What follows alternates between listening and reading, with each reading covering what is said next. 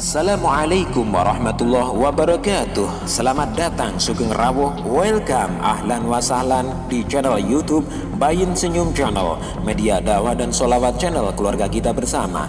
Jangan lupa bantu kami dengan menekan tombol subscribe, aktifkan loncengnya supaya Anda tidak ketinggalan dan mengetahui jika kami update video terbaru di Bayin Senyum Channel. Isilah daftar hadir Anda dengan berkomentar di kolom komentar sebagai wujud menyambung seduluran. Jika menurut Anda video yang kami tayangkan bermanfaat, jangan sungkan-sungkan untuk menekan tanda like jempol ke atas serta share, bagikan ke teman Anda. Terima kasih atas dukungannya di channel YouTube Bayin Senyum Channel. Selamat menyaksikan. Ojo lali kopine diseruput pade. Ojo lali golek ilmu sing mempeng yo ngger, difahami, dingerteni, dilakoni.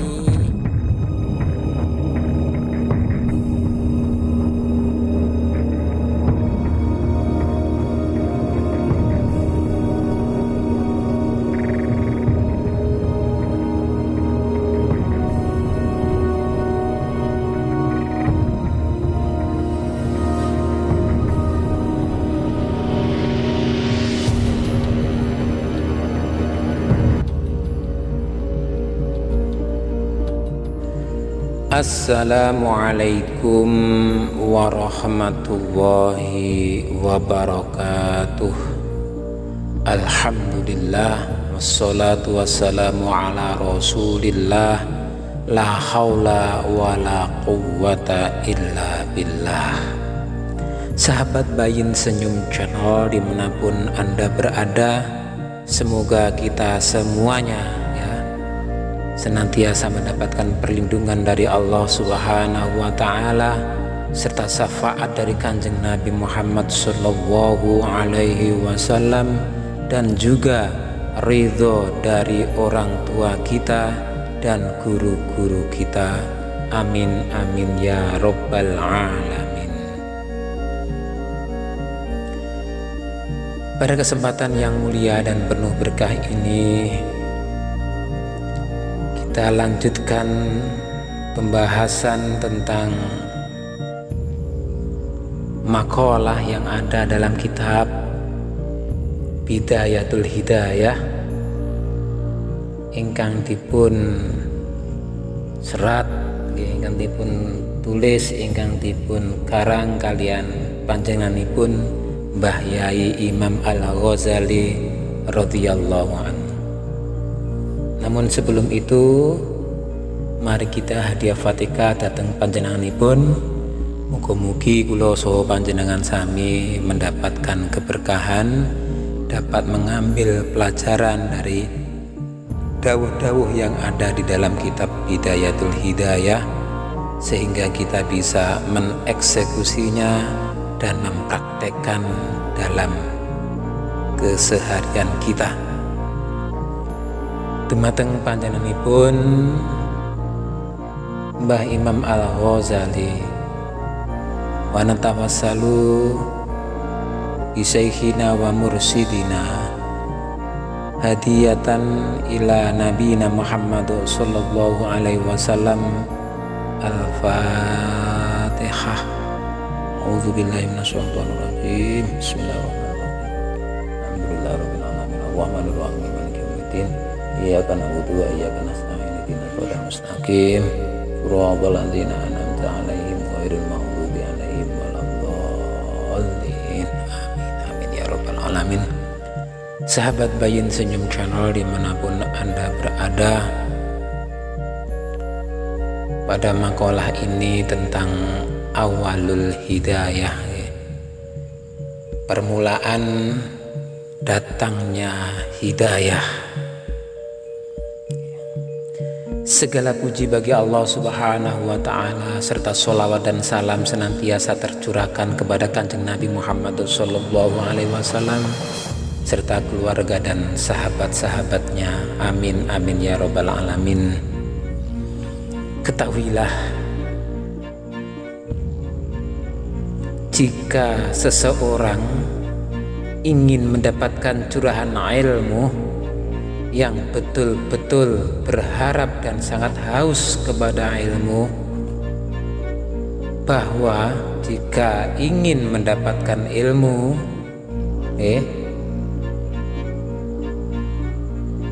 semangat golek ilmu, tapi ternyata tujuannya untuk mencari ilmu atau mendapatkan ilmu digunakan untuk bersaing, untuk berbangga-banggaan, untuk rebut unggul atau berdebat, mengalahkan teman sejawatnya, sebayanya, bahkan melawan orang-orang tua dengan ilmunya, adu argumen. Jadi jika seseorang mencari ilmu dengan tujuan untuk bersaing, pamer-pameran, berbangga-banggaan, rebut unggul, mengalahkan temannya, adu argumen untuk rebut unggul, meraih simpati orang, ben dibombong, ben di apa gila ngarani, ben dibombong, ben piye ya, ben mereka takjub kepada kita, serta digunakan ilmu tersebut untuk keperluan duniawi atau menjual ilmunya untuk mendapatkan kenikmatan duniawi, maka sesungguhnya mereka telah menghancurkan agama serta telah membinasakan dirinya sendiri dan menjual akhirat dengan dunia. Nah, kalau sudah seperti itu, maka mereka akan mengalami kegagalan.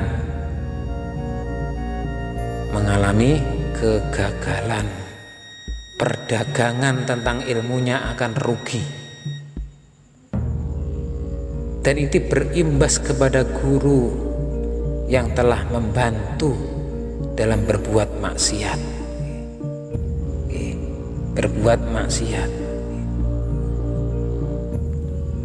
serta menjadikan sekutu dalam kerugian. Jadi misalnya ono guru kita kemudian mengajarkan kita hal-hal yang jelek, carane nganu ini, tapi murid iki mau memanfaatkan itu untuk hal kejelekan, untuk digunakan untuk hal kejelekan, mangke gurune nggih katut, Nah, ini berbahaya, hati-hati ya Allah.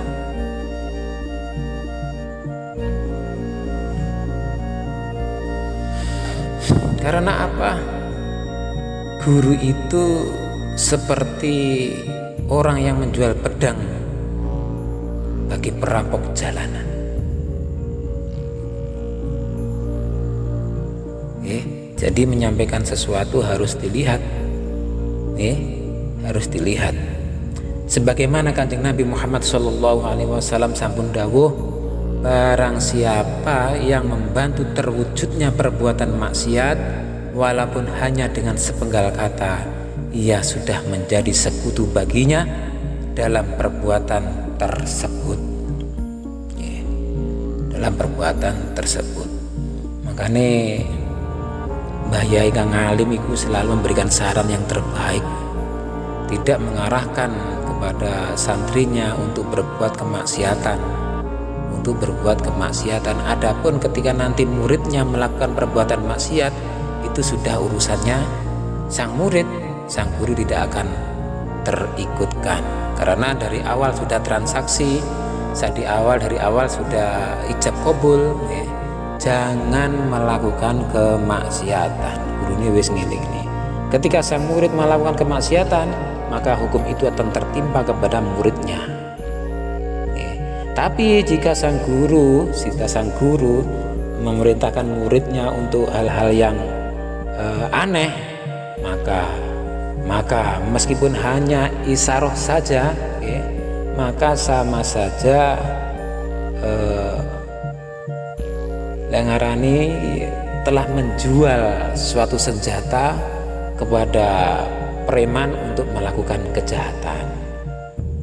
Ngoten. Wa sholli ala sayyidina Muhammad wa ala ali sayyidina Muhammad. Selanjutnya,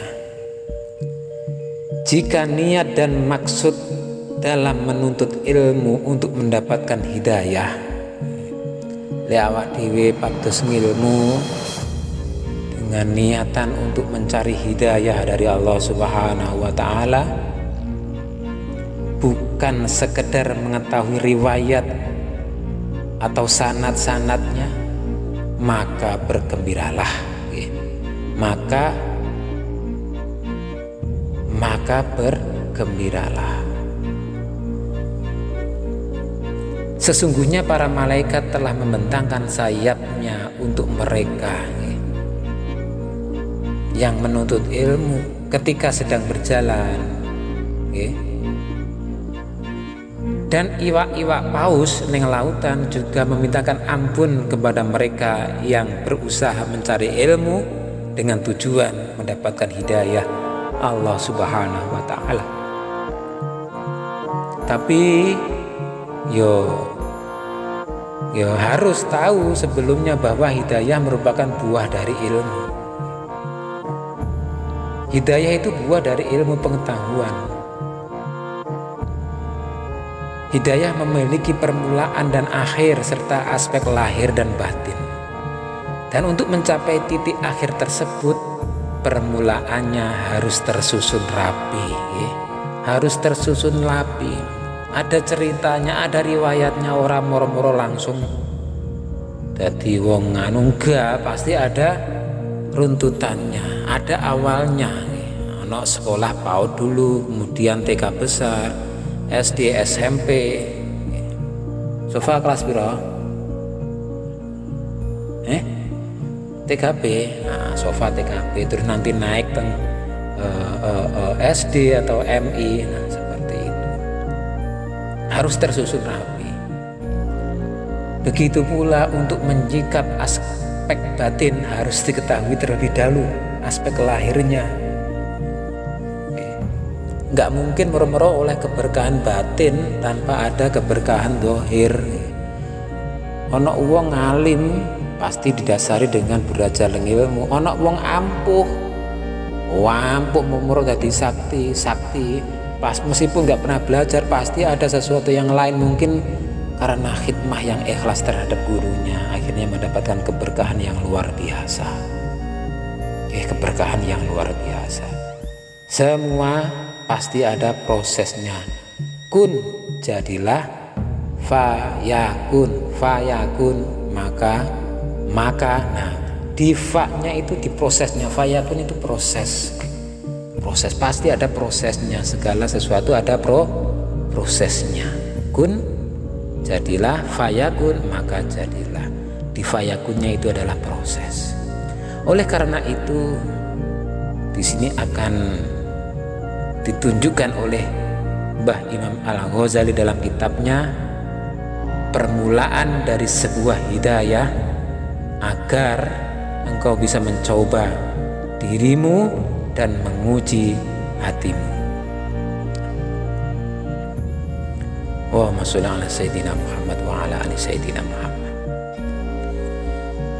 Bagaimana caranya apabila engkau mendapati hatimu condong pada hidayah tersebut, lalu dirimu berusaha untuk menggapainya, maka setelah itu engkau bisa melihat perjalanan akhir darinya yang melaju dalam lautan ilmu. Saya ulang, jika mendapati hati awak dhewe condong pada hidayah,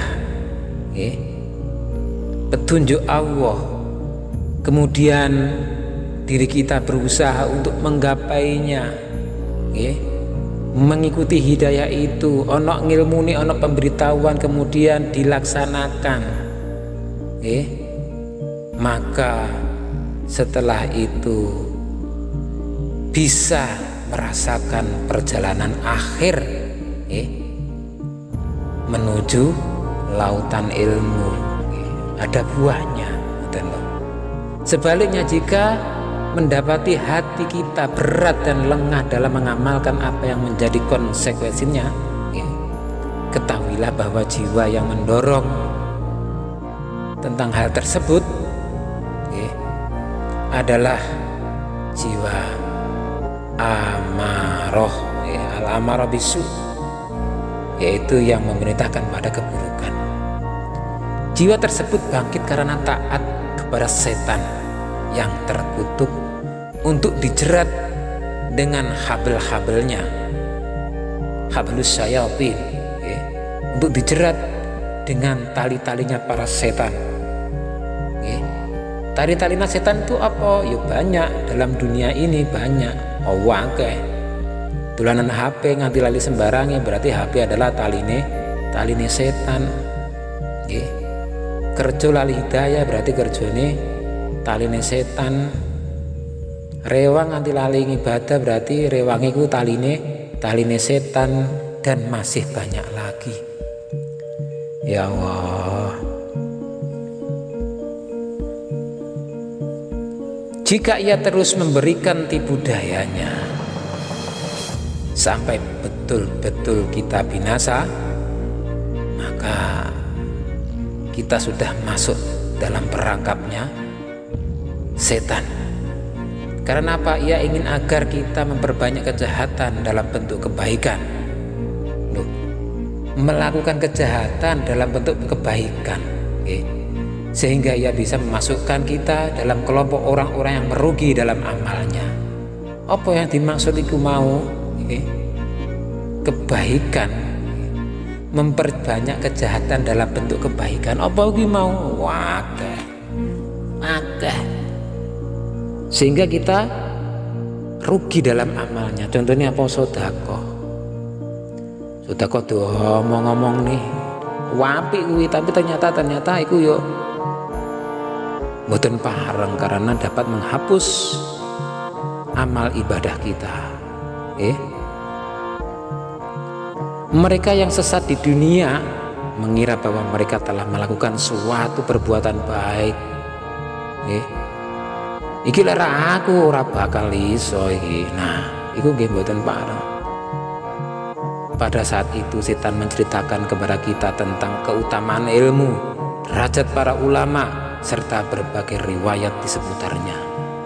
Namun setan tersebut telah membuat kita lalai dari sabda Kanjeng Nabi Muhammad SAW. Apa dawe? Man zada ilman walam yazdad huda lam yazdad minallahi illa buddha. Apa maksudnya? Artinya pripun? Artinya ngeten. Man lam yazdad huda, sapa wonge sing ora tambah ngilmune. Kleru ding. Man zada ilman, sapa wonge sing ngilmune tambah atau tambah ngilmune, walam yazdad huda, tapi ora tambah hidayahe, ilmune akeh tapi ora dilakoni. Ilmune akeh tapi ora dilakoni.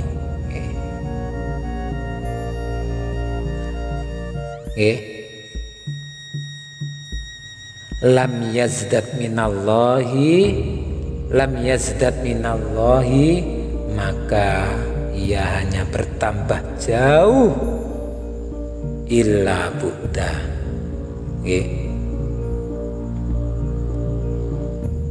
Lam yazdad minallahi illa buddha.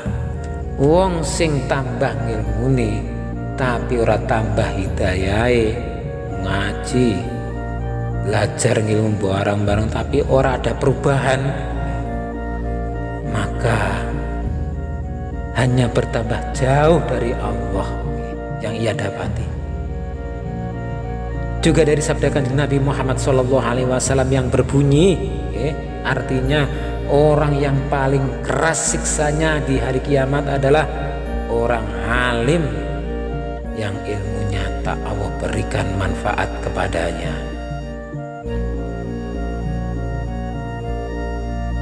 Dengaran yo khidmanul ilm, menyembuhkan ilmu, menyembunyikan ilmu. Boten bareng. Makanya Kanjeng Nabi marai dungo sebagaimana doanya jamaah perantau, Allahumma inni a'udzubika min ilmin la yanfa wa qalbin la yahsha wa amalin la yurfa wa du'ain la yusma. Ini doa sebelum belajar jamaah perantau. Allahumma inni a'udzubika min ilmin la yanfa wa qalbin la yahsha wa amalin la yurfa wa du'ain la yusma. Ya Allah, nyuwun perlindungan datang panjenengan ya Allah. Muga-mugi tansah dipun paringi ilmu ingkang bermanfaat, ilmun layang min ilmin layang fa.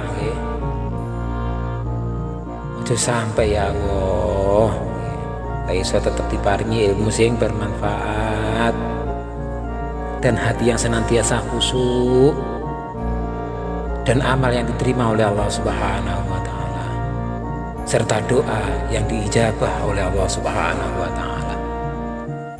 Kanjeng Nabi dawuh, di malam aku melakukan Isra, aku melewati sekelompok kaum yang bibir mereka digunting dengan gunting api neraka. Lalu aku bertanya kepada malaikat Jibril, siapakah kalian? Oh, bukan malaikat Jibril, kepada mereka, siapakah kalian yang disiksa itu? Takut Kanjeng Nabi. Mereka menjawab, kami adalah orang-orang yang memerintahkan kebaikan tapi tidak melakukannya, dan mencegah keburukan tapi kami sendiri mengerjakannya. Cara bahasanya Al-Quran, kabura maqtan indallah an taqulu ma la taf'alun. Ya Allah, la ilaha illallah.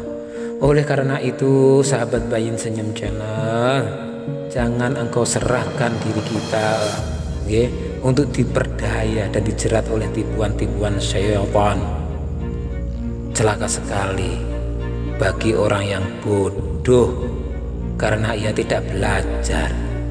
Tapi lebih celaka 1000 kali, tapi celaka 1000 kali lebih celaka orang alim yang tak mengamalkan ilmunya. Wong bodoh ciloko, tapi luwih ciloko maneh wong sing ngalim tapi orang ngamalne ilmu. Ketahuilah bahwa dalam menuntut ilmu manusia terbagi atas 3 jenis. Apa itu? Seseorang yang menuntut ilmu guna dijadikan bekal untuk akhirat, di mana ia hanya ingin mengharapkan ridho Allah Subhanahu wa taala dan negeri akhirat sebagai tujuan akhirnya. Ini termasuk kelompok yang beruntung. Ini saya ulang ya. Dalam hal menuntut ilmu terbagi 3 jenis. Yang pertama, seseorang yang menuntut ilmu yang digunakan atau dijadikan bekal untuk akhirat, di mana ia hanya ingin mengharapkan ridho Allah Subhanahu wa taala serta akhirat sebagai tujuan akhirnya. Dan kelompok ini adalah kelompok yang beruntung.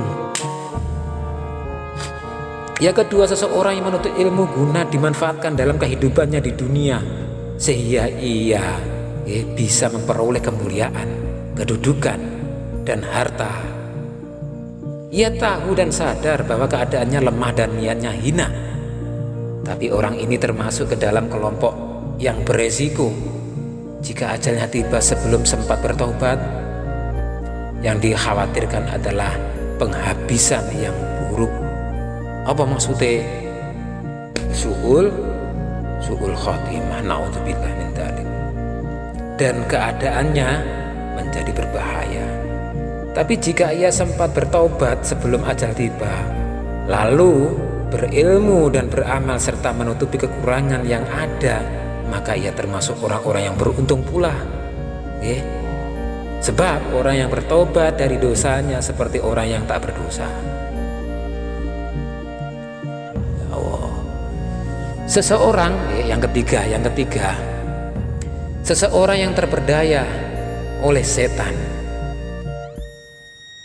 ia pergunakan ilmunya sebagai sarana untuk memperbanyak harta serta untuk berbangga-banggaan mencari kedudukan dan menyombongkan diri dengan besarnya jumlah pengikut.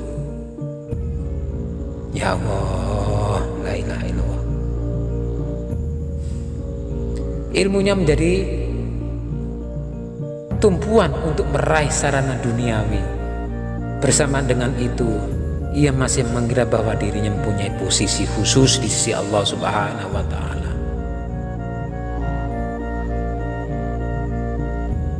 Karena ciri-ciri pakaian dan kepandaian berbicaranya yang seperti ulama, padahal ia begitu tamak terhadap dunia secara lahir dan batin. Orang dari kelompok ketiga di atas termasuk golongan yang binasa, dungu dan tertipu. Ia tak bisa diharapkan ia tak bisa diharapkan bertobat karena ia tetap beranggapan dirinya termasuk orang yang baik di sisi Allah Subhanahu wa Ta'ala. Allah dawuh, wahai orang-orang yang beriman, mengapa kalian mengatakan apa yang tak kalian lakukan?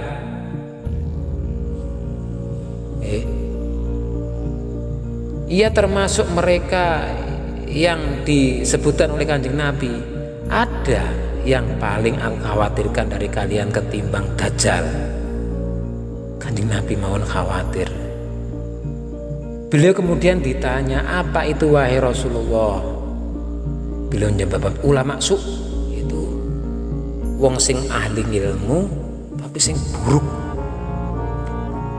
buruk.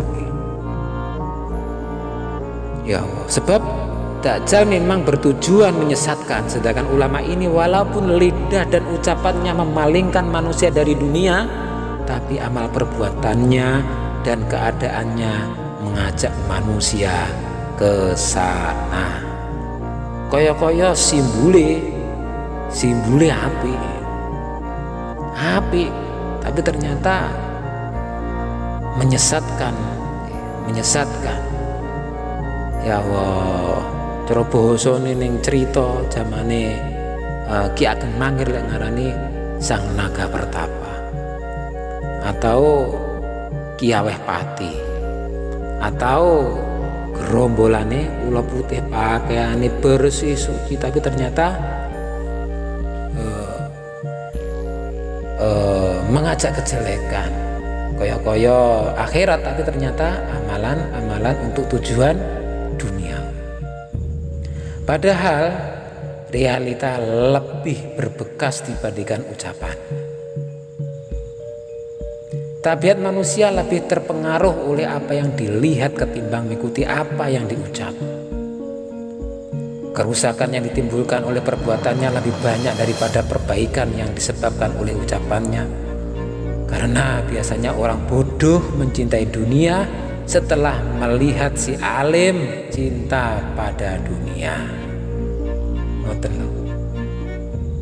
Ilmu pengetahuan yang dimilikinya menjadi faktor yang menyebabkan para hamba-hamba Allah berani bermaksiat kepadanya. Nafsunya yang bodoh tertipu, ya Allah, tapi masih memberi angan-angan dan harapan padanya. Bahkan ia mengajaknya untuk mempersembahkan suatu untuk Allah dengan ilmunya. Nafsu tersebut membuatnya beranggapan bahwa ia lebih baik dibandingkan hamba Allah Subhanahu wa Ta'ala, hamba Allah yang lain maksudnya. Maka dari itu jadilah engkau termasuk golongan yang pertama. Waspadalah agar tidak menjadi golongan kedua, karena betapa banyak orang yang menunda-nunda ternyata ajalnya tiba sebelum bertaubat, sehingga akhirnya rugi dan kecewa. Lebih dari itu, waspadalah jangan sampai engkau menjadi golongan ketiga, karena engkau betul-betul akan binasa, tak mungkin selamat dan bahagia. Ya Allah, Allahumma sholli ala sayyidina Muhammad wa ala ali sayyidina Muhammad. Apabila panjenengan bertanya, apa permulaan dari hidayah tersebut sehingga aku bisa menguji diriku dengannya, maka ketahuilah bahwa hidayah bermula dari ketakwaan lahiriah dan berakhir dengan ketakwaan batiniah.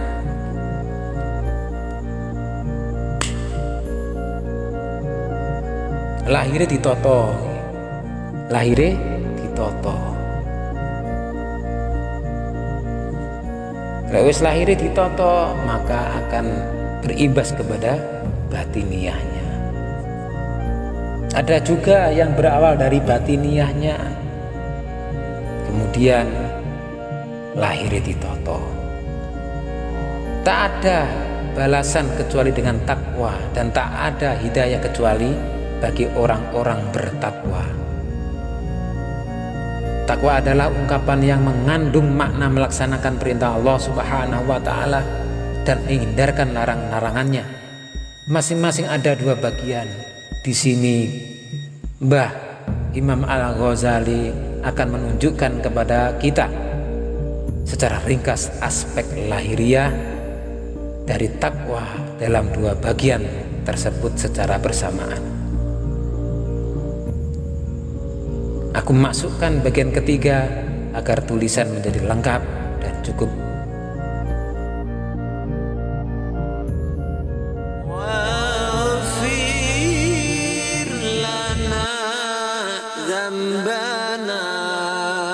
Bayin Senyum Channel, media dakwah dan sholawat, channel keluarga kita bersama.